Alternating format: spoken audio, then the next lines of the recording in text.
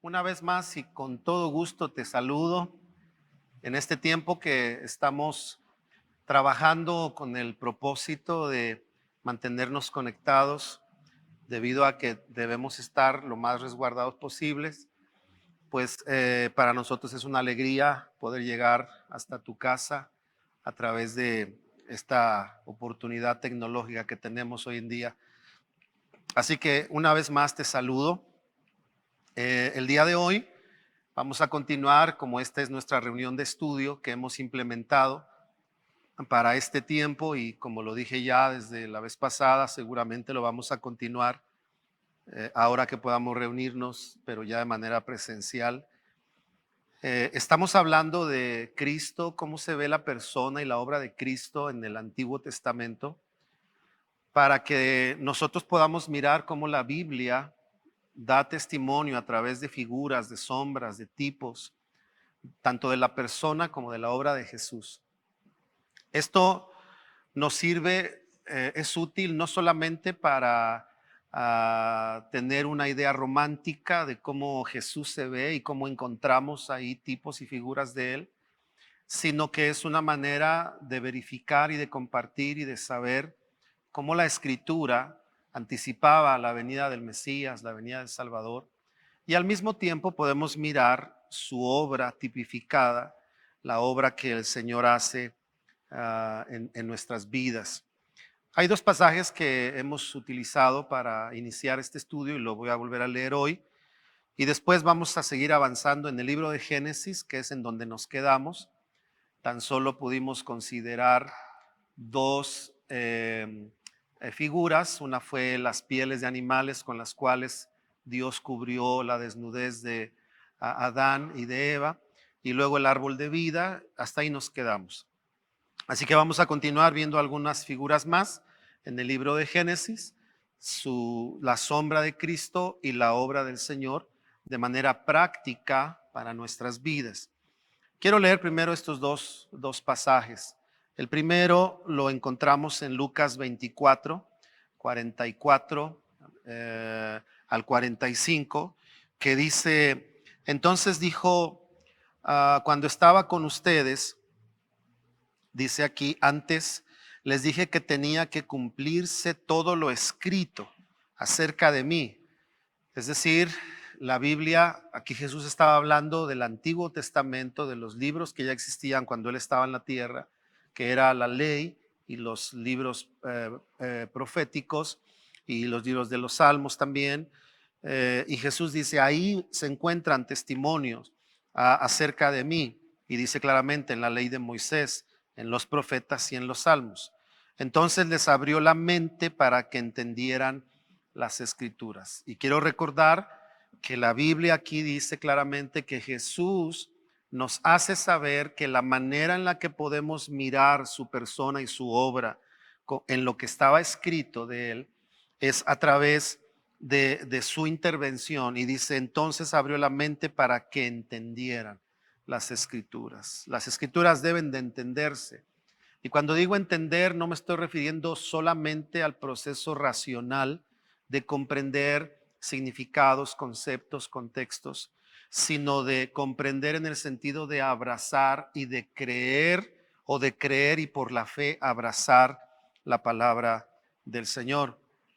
Juan 5:39 y 40 dice, ustedes estudian las escrituras a fondo porque piensan que ellas les dan vida eterna. La versión 60 dice, les dan testimonio de mí. Y dice, pero las escrituras me señalan a mí.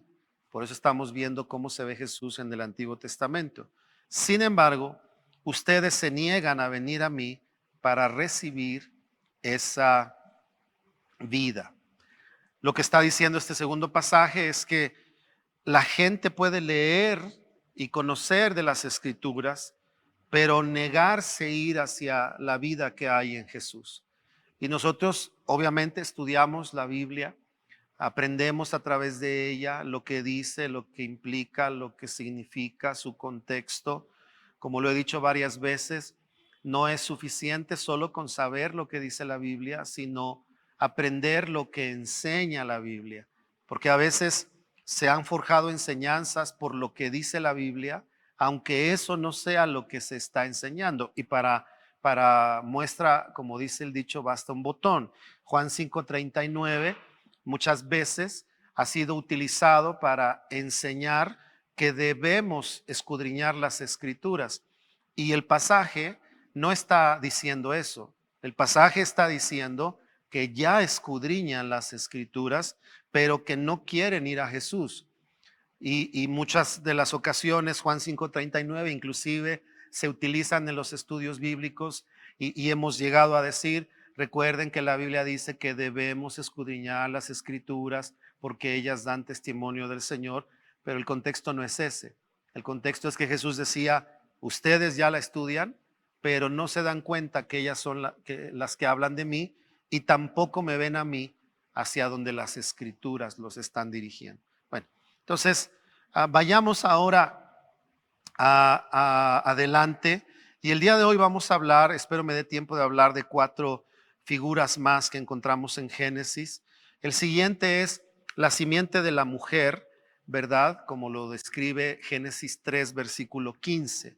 En el ámbito de las profecías mesiánicas, este capítulo, este versículo se utiliza, se dice que es la primera mención en donde se habla de un nacimiento sobrenatural, simiente de la mujer, haciendo alusión que la palabra simiente está ligada a la palabra semen y obviamente la mujer no tiene semen, esta la tiene el hombre, pero ahí dice que habría una mujer que tendría una semilla y que daría a luz al Salvador.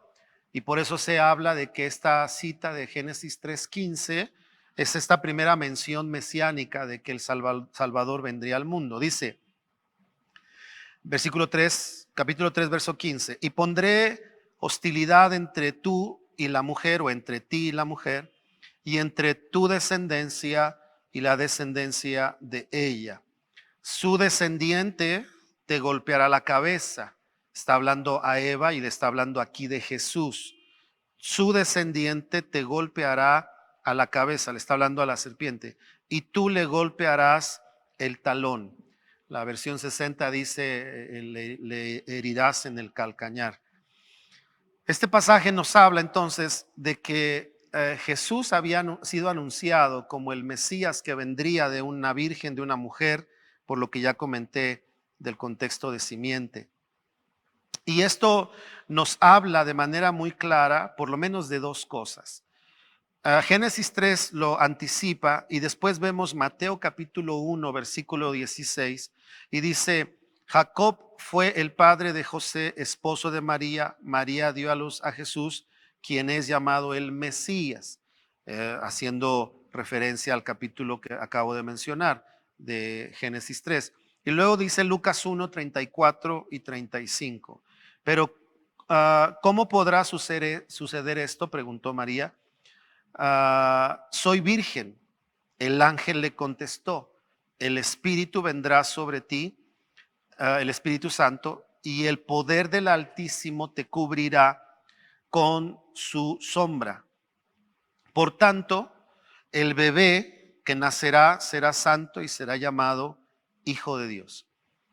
Estos versículos nos hablan del nacimiento virginal de Jesús, como lo relata el Nuevo Testamento en Lucas, ¿verdad? Donde no hubo intervención de hombres, sino fue la simiente del Señor en el vientre de la mujer. Y se cumple la palabra anunciada en Génesis 3:15, la simiente de la mujer nacerá y herirá a la serpiente en la cabeza, haciendo alusión a Satanás como la serpiente de ahí de Génesis y diciendo que la obra que va a traer sobre él será definitiva, mortal.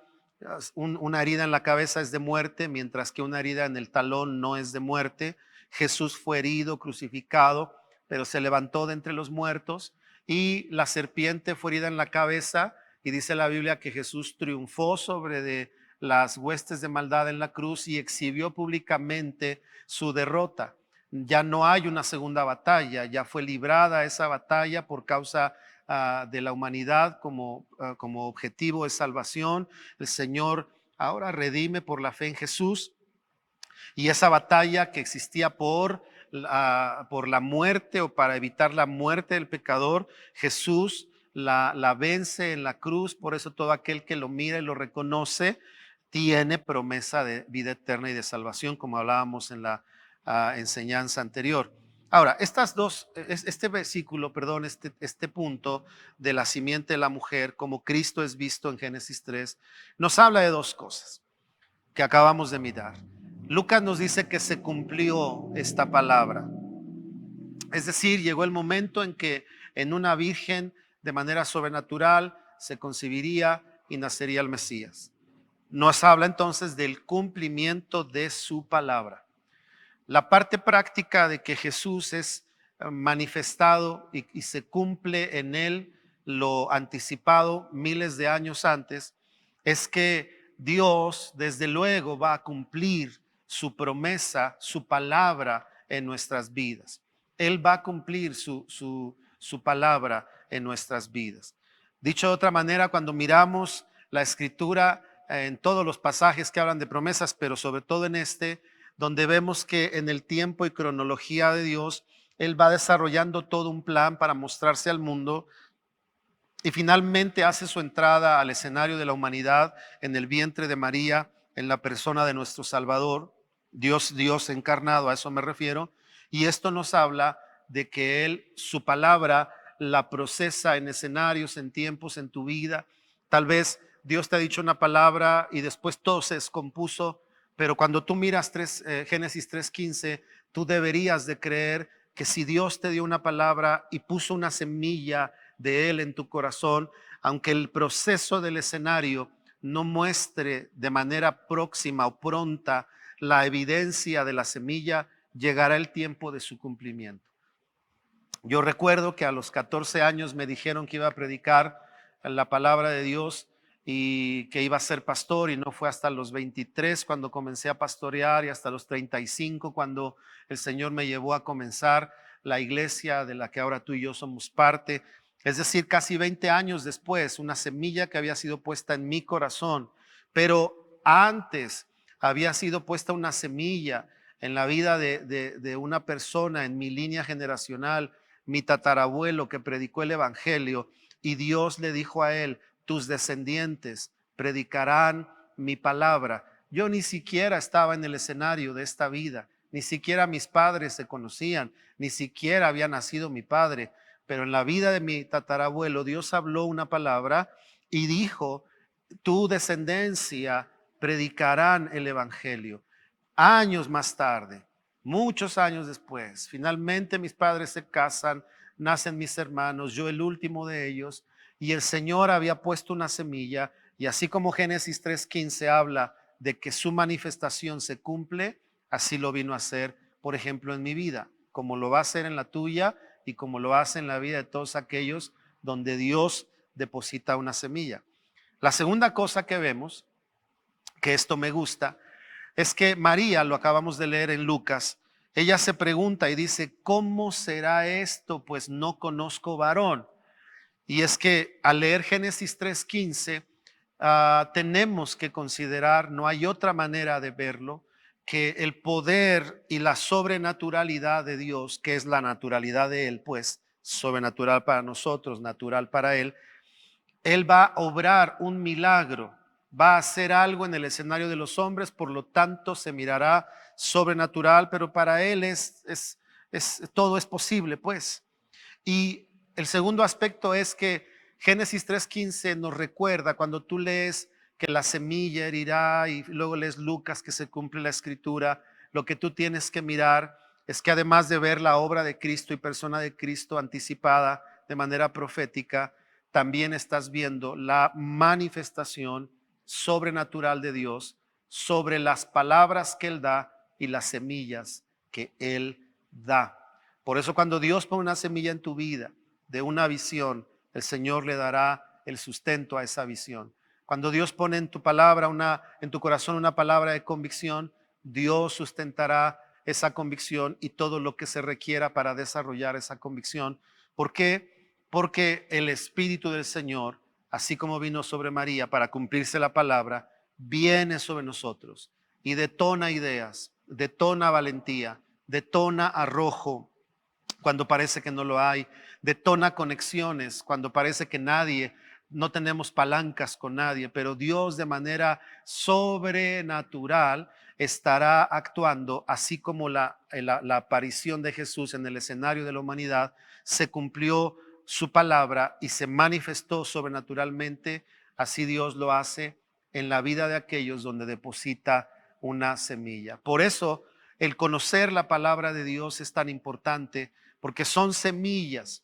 Cuando leemos la Biblia como un libro literario, eso se queda como eso, como un libro literario, información literaria que genera conceptos, ideas, pero cuando la leemos con fe, cuando somos personas receptivas, nos convertimos como una matriz donde Dios deposita semillas, y toda semilla que Dios deposita, número uno, tendrá un cumplimiento, y número dos, tendrá una intervención o manifestación sobrenatural de Dios sobre nuestras vidas. Muy interesante, ¿no?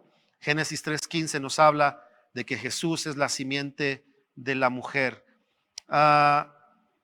Vamos ahora a leer Génesis capítulo 18, versículo 18. Y ahí encontramos otra sombra, figura de otra declaración acerca de la obra del Mesías. Dice 18:18, pues Abraham sin duda llegará a formar una nación grande y poderosa, y todas las naciones de la tierra serán bendecidas por medio de él. No dice en él, sino por medio de él.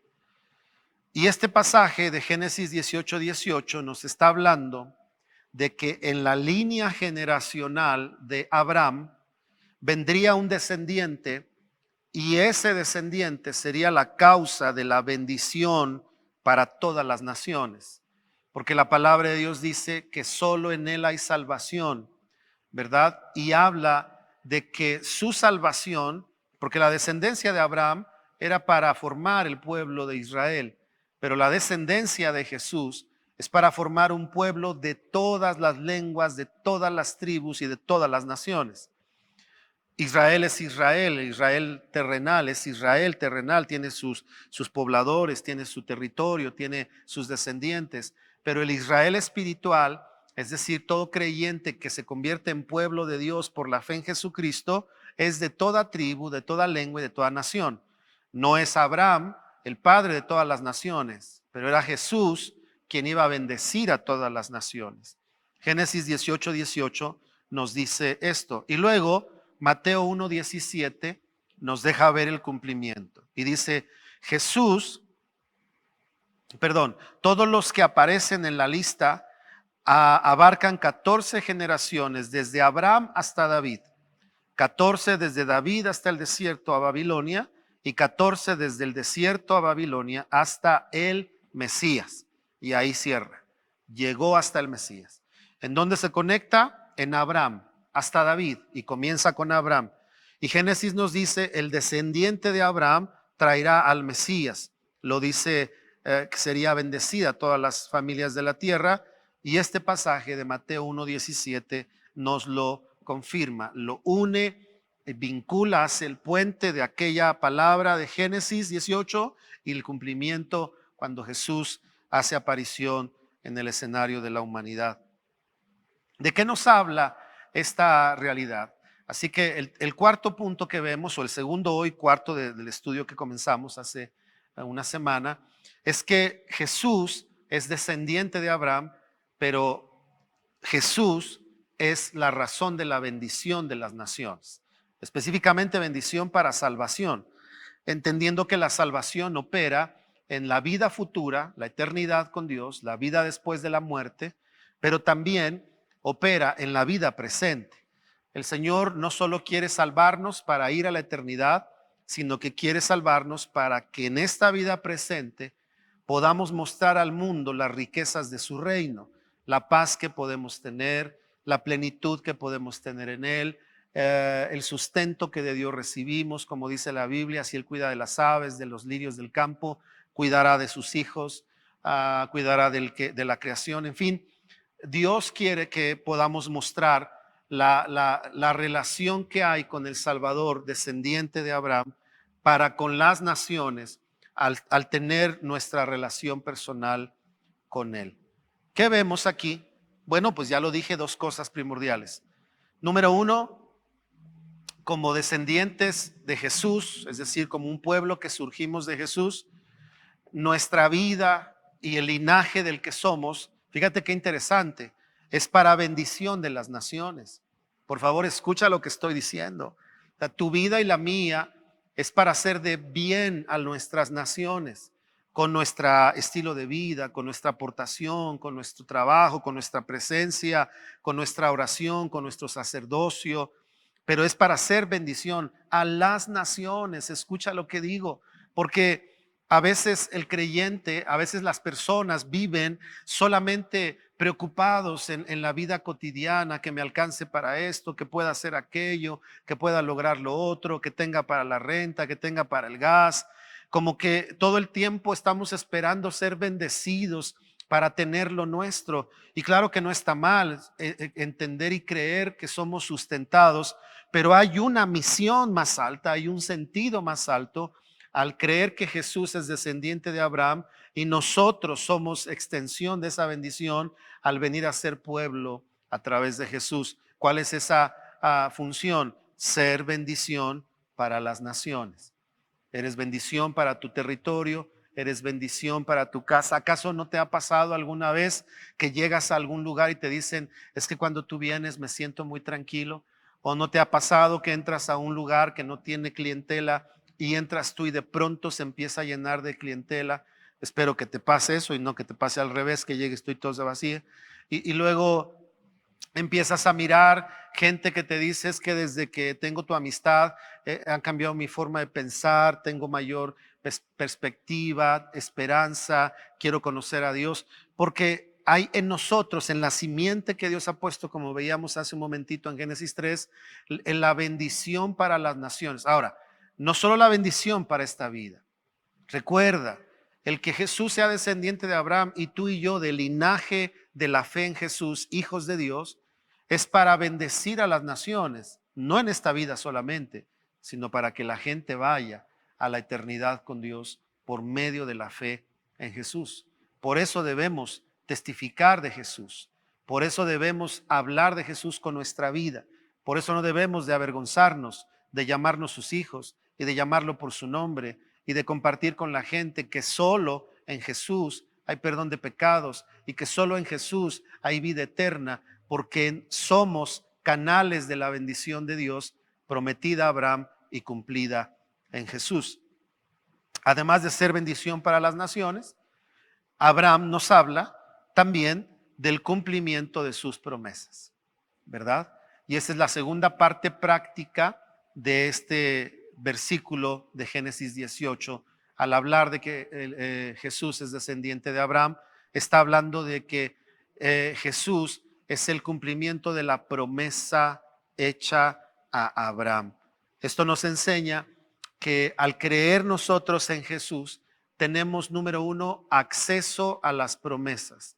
Número dos, tenemos promesas asignadas a nuestras vidas. Tenemos promesas generales, le llamo yo, a las que podemos accesar. Por ejemplo, promesas que vemos en la Biblia como clama a mí, yo te responderé y te enseñaré. Fue una promesa que le dieron a Jeremías, pero no es exclusiva de él. Si tú y yo clamamos, Dios nos va a hablar, nos va a responder.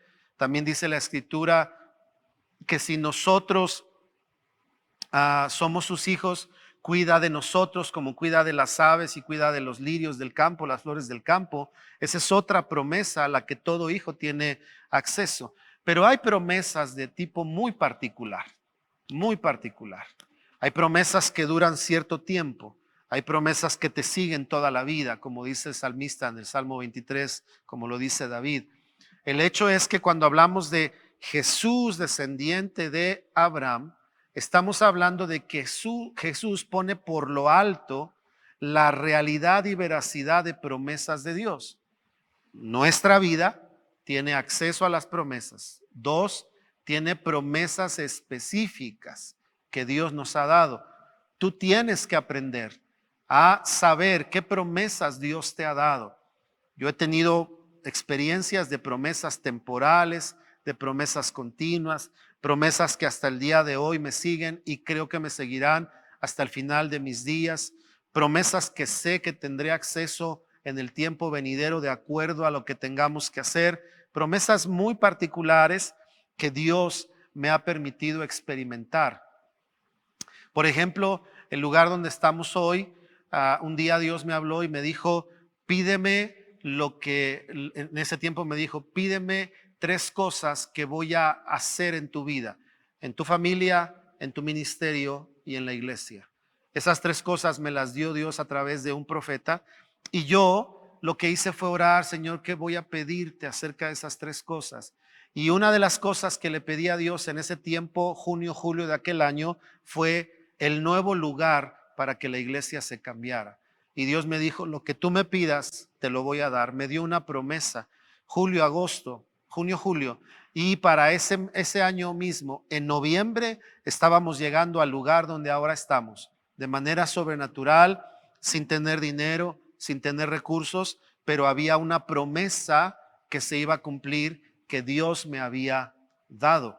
Tú y yo tenemos que podemos accesar a las promesas de Dios, pero además tenemos que conocer las promesas particulares que Dios esté hablando a tu vida. Yo le pido a Dios que te haga saber promesas específicas para este tiempo en tu vida, para ti, para tus hijos, para tu presente, para el futuro próximo en tu vida, y que tú puedas caminar ahí y que al leer la escritura y mirar que Jesús es descendiente de Abraham, lo que entiendas es el Señor Jesús es la manifestación más grande de la fidelidad de las promesas de Dios y es el cumplimiento de sus promesas. Ahora vamos a Génesis 49, versículo 10. Y aquí nos dice lo siguiente: el cetro no se apartará de Judá, ni la vara de mando de sus descendientes, hasta que venga aquel a quien le pertenece, aquel a quien todas las naciones honrarán. Este es otro versículo profético, mesiánico, hablando de Jesús, diciendo que en la descendencia de Judá, y desde luego de Abraham viene Judá, y del linaje de Judá desciende Jesucristo de manera muy particular a las tribus de Israel. Y en este contexto, en este versículo, dice que el cetro estará sobre Judá y no faltará, dice ahí claramente, hasta que venga a quien le pertenece la autoridad. Por eso Jesús es conocido como rey, porque desciende del linaje de Judá, de donde salieron reyes para el pueblo de Dios, en el pueblo de Dios.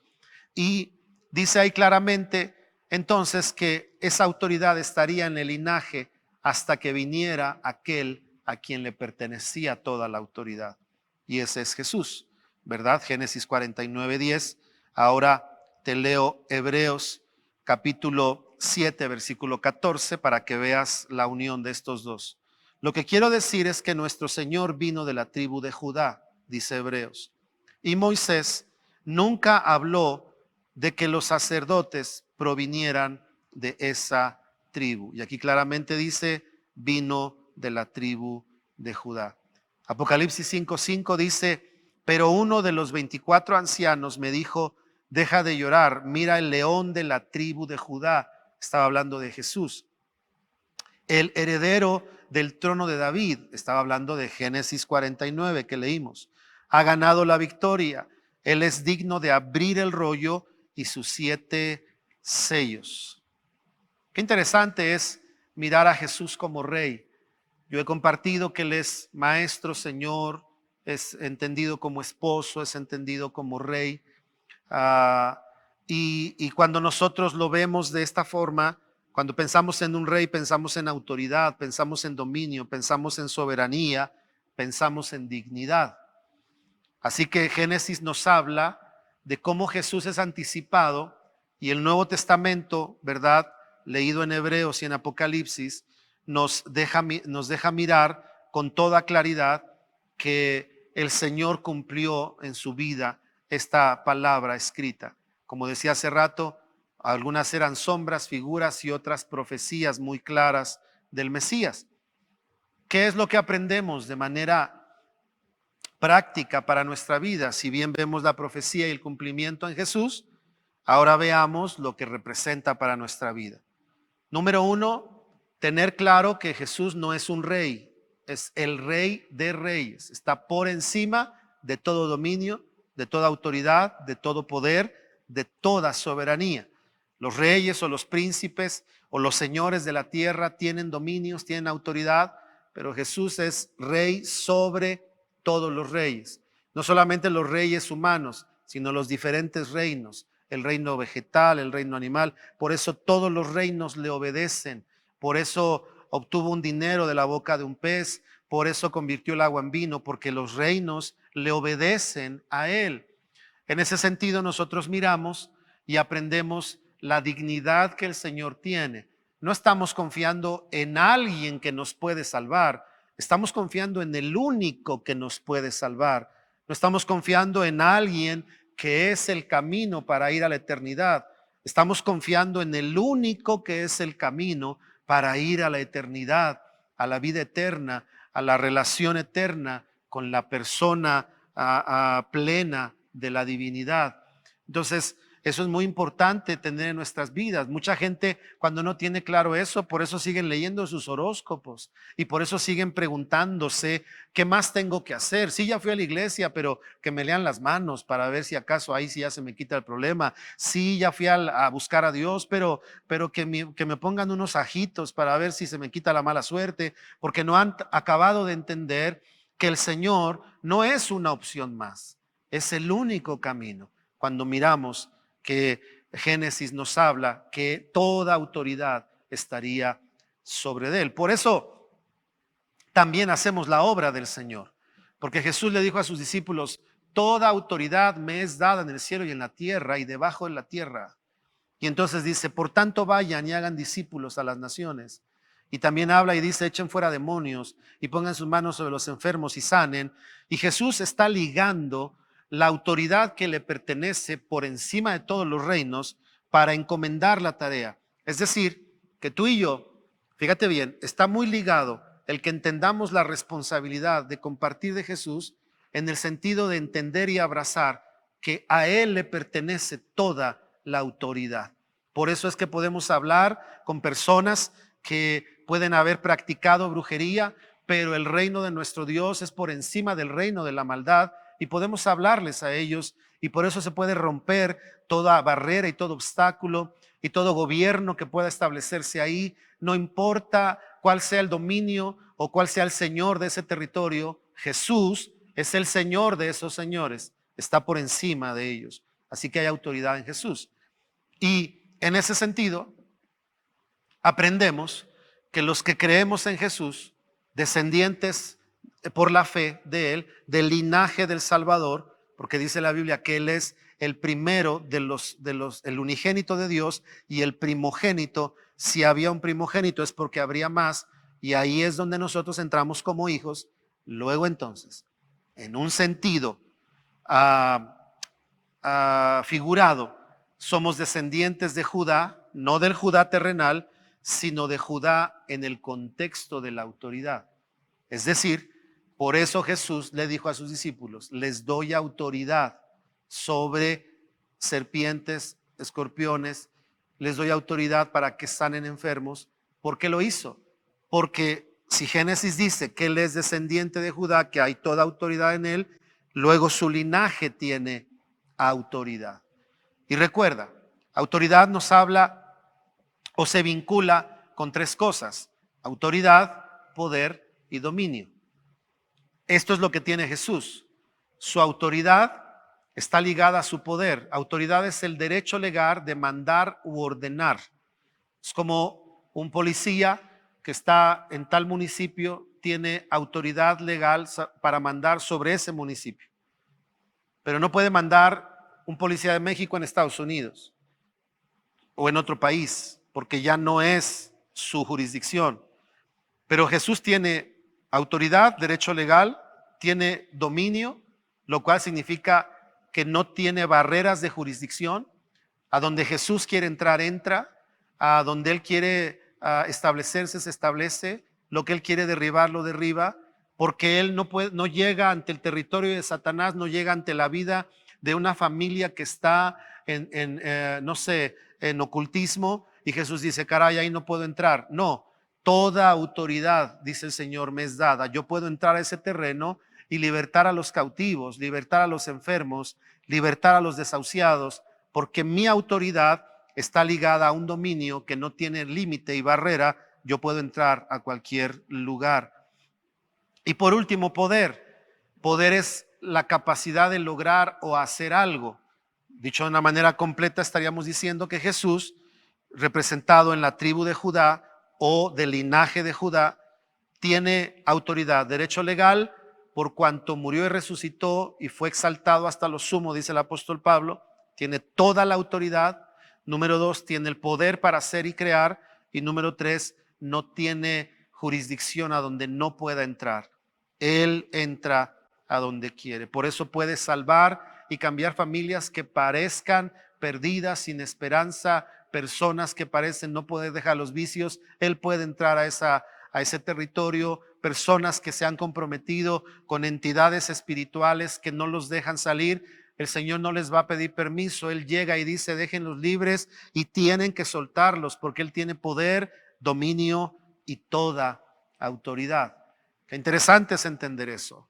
Cuando nosotros entendemos eso, de ahí nos abrazamos, en ese nivel vivimos y claro, aprendemos en el ejercicio de la fe a ejercitar la autoridad que Dios nos ha dado. Bueno, quiero ir cerrando y para eso solo voy a introducir lo que veremos en nuestro siguiente estudio. Y es lo que dice Génesis 14, 18 al 20, para que tú lo vayas leyendo. Este pasaje nos va a hablar acerca de cómo Jesús es ligado al sacerdocio o al linaje sacerdotal de un hombre llamado Melquisedec, un rey, ¿verdad? Pero también sacerdote, y tenía esta dualidad de funciones que tenía Jesús. Él era rey, pero también era sacerdote. Es rey de reyes, pero también era intermediario entre Dios y los hombres. Recuerda, un sacerdote estaba entre Dios y el pueblo, y en medio estaba el sacerdocio. Jesús vino a ser como Melquisedec. Y Génesis 14, 18 nos va a enseñar hasta el versículo 20 cómo Él es descendiente de Abraham, de Melquisedec, o del linaje de Melquisedec. Te voy a adelantar lo que vamos a ver y después de eso quiero cerrar este tiempo. La idea de tomar media hora, a mí me gustaría tomar más, una hora, hora y media, no sé, más tiempo, pero la idea de tomar media hora es para que estos estudios, que los trato de hacer muy digeribles, tú los puedas compartir con personas que quieren conocer la Biblia y que ellos puedan tomar esta media hora y tener la capacidad de sentarse a oír junto contigo solos el mensaje que podemos encontrar en las Escrituras. Y yo le llamo las perlas que nos alientan en la fe. Melquisedec, y con esto cierro, un sacerdote que ya dije que es un mediador. Así es Jesús. El apóstol Pedro dijo que Él es el único mediador entre Dios y los hombres. Y número 2, es de un linaje sacerdotal. Y este es un tema aparte, pero lo voy a mencionar ahorita. Muchas veces el cristiano mira el sacerdocio de Aarón como el sacerdocio que debiera de tener. Pero la Biblia dice que Jesús es sacerdote según el orden de Melquisedec. Y si nosotros somos linaje de la fe por medio de Jesús, en la línea de Jesús, luego entonces los principios y el sacerdocio que está sobre nuestra vida es el sacerdocio de Melquisedec. Solo para darte un ejemplo, lo voy a citar aquí y con esto cierro. Mucha gente piensa en el diezmo y en las ofrendas, en el sacerdocio de Aarón y cómo se estableció con Aarón. Y nosotros aprendemos de eso que está ahí. Por ejemplo, Malaquías dice, traigan los diezmos y habrá alimento en mi casa, claro, porque los diezmos eran alimento y era comida, y habrá alimento en mi casa por lo que ustedes traen. Pero cuando ustedes traigan, yo desde los cielos abriré las ventanas y derramaré bendición. Claro que nos enseña, pero ese sacerdocio es, si tú traes, yo abro las ventanas. Pero en el de Melquisedec, cuando Abraham lo encuentra, se lo puedes leer en el libro de Génesis, él lo reconoce y le da diezmos antes de la ley. Y hay muchos cristianos que viven en el diezmo de Moisés, cuando yo creo y veo que debemos vivir en el diezmo de Melquisedec, de Abraham, y que a Hebreos lo dice, y lo vamos a ver la siguiente clase. Solo es un ejemplo para saber lo importante que es entender el linaje sacerdotal bajo los principios de los cuales podemos vivir y todo lo que podemos aprender del linaje sacerdotal también de Aarón en el libro de Éxodo, Levítico, Deuteronomio, en fin. Así que Jesús es del linaje de Melquisedec, profetizado en Génesis y después cumplido en el libro de los Hebreos. Lo podemos leer y lo estaremos haciendo la siguiente semana. Muy bien, pues me siento contento de poder tomar este tiempo contigo, deseando que te ayude mucho para que cuando tú compartas la palabra, le compartas a la gente cómo la Biblia avisa de Jesús, habla de Él, se ve con claridad, se habla de un Mesías o se ven las figuras sobre nuestro Salvador. Que la palabra de Dios aliente tu corazón, que la palabra de Dios anime tu vida y traiga vida sobre de ti. Es mi oración. Déjame orar, por favor, por ti, por tu familia y bendecirte para cerrar este tiempo. Únete conmigo en esta oración. Que el Señor se siga revelando a tu vida y a la mía. Vamos a orar. Señor, gracias por la oportunidad de haber compartido este tiempo con la iglesia, con los amigos que nos ven y que podamos descubrir cómo la palabra, la escritura, como dice Lucas, da testimonio de ti y dice que lo que se dice de ti se iba a cumplir y se cumplió. Yo oro para que, Señor, tu palabra nos revele tu voluntad, tu propósito, tu corazón, tu obra. Y al ser revelado todo esto, toda la riqueza que hay ahí, la podamos absorber para vivir para ti y para vivir conforme a lo que tu palabra nos enseña. No solamente queremos vivir con lo que tu palabra dice, sino con lo que tu palabra enseña para ser justos, para ser adecuados, para ser, Señor, maduros en lo que tu palabra nos muestra. Bendigo a la iglesia, bendigo a cada persona, bendigo a cada familia y oro para que siga siendo con cada uno de mis hermanos y amigos en el nombre de Jesús. Que Dios te bendiga. Nos vemos en nuestra siguiente clase.